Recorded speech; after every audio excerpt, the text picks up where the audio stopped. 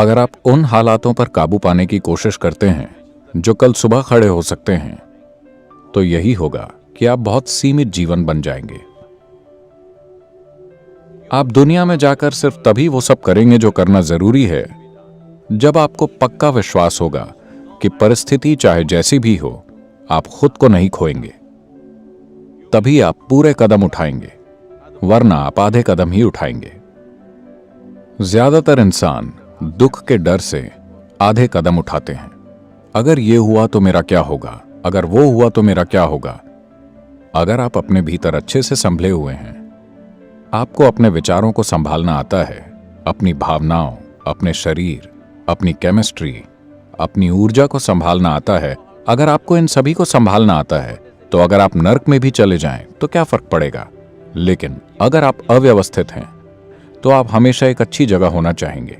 You will not step out into anything. आप कहीं भी अपने कदम नहीं बढ़ाएंगे। मैं इसे गलत नहीं बता रहा हूं, बस ये प्रकृति के खिलाफ है, क्योंकि प्रकृति में हर जीव उतना होना चाहता है जितना वो हो सकता है ना? ये हर जीव की स्वाभाविक चाहत है। हर जीव के लिए ये कुदरती और सहज है कि वो जितना हो सके उतना करेगा। एक केंचुए से लेकर एक कीट से लेकर कीड़े तक, एक पक्षी, जानवर और पेड़, हर कोई एक संपूर्ण जीवन होने की कोशिश कर रहा है।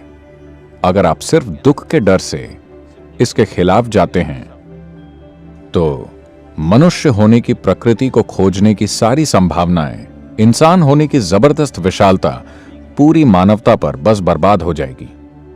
आजकल आप ये हर जगह देख सकते हैं, जब लोग कहते हैं मैं तो बस इंसान हूं, वो इंसान होने की सीमाओं की बात करते हैं, वो इंसान होने की संभावनाओं की बात नहीं करते, है ना? अगर हम धरती पर सबसे बुद्धिमान प्रजाति हैं, अगर हम सबसे काबिल प्रजाति हैं, तो हमें अपनी संभावनाओं की बात करनी चाहिए या अपनी सीमाओं की बात करनी चाहिए? ऐसा इसलिए है क्योंकि हमारी शिक्षा प्रणाली में सबसे बुनियादी चीजें नहीं सिखाई गई हैं। अपने विचारों और भावनाओं को कैसे संभालें। आपका मनोवैज्ञानिक नाटक बेकाबू हो गया है। 10 साल के होते होते आपको ये सीख लेना चाहिए था। 60 की उम्र में भी लोग नहीं जानते कि अपने विचार और भावनाओं को कैसे संभालें।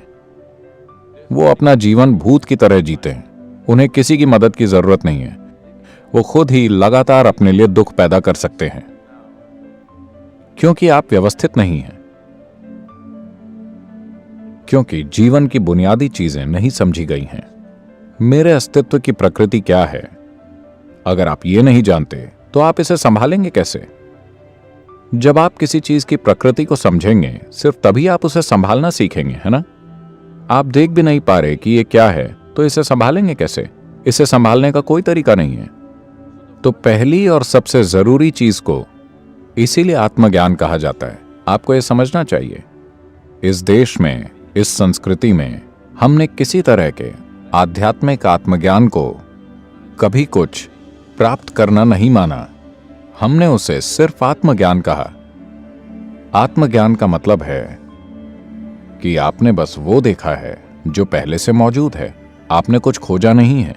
आपने बस हर चीज को वैसी देखना शुरू किया है जैसी वो है, मगर ये इतना दुर्लभ हो गया है कि उसे बहुत कीमती माना जा रहा है।